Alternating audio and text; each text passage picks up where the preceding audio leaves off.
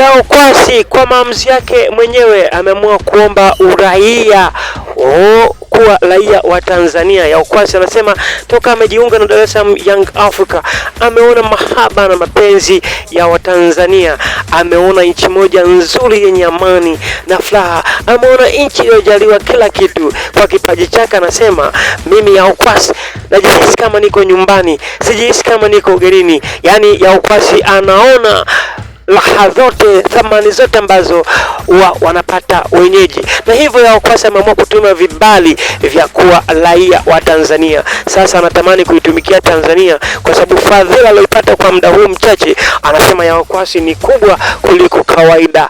Je, kwa maoni yako unasemaje? Yao Kwasi anafaa kuwa Mtanzania mwenzetu na vipi akishika namba unavyomjua jinsi ambavyo alivyo na maskizi? Yao Kwasi anaweza kaisaidia timu ya taifa pahali popote pale.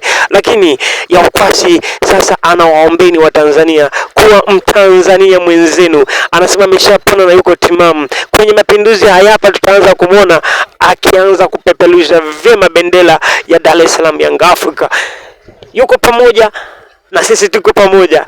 Kama serikali itampa nguvu ya kuwa Mtanzania mwenzetu, sisi tuseme nini? Tuseme alhamdulillah, tuseme inshallah. Karibu Yao Kwasi kwenye nchi ya raha na malaha, nchi ya asali na maziwa, nchi ya madhahabu na malubi, nchi ya matanzanite na makolokolo mengi ambayo yasiyotajika. Karibu Yao Kwasi nyumbani.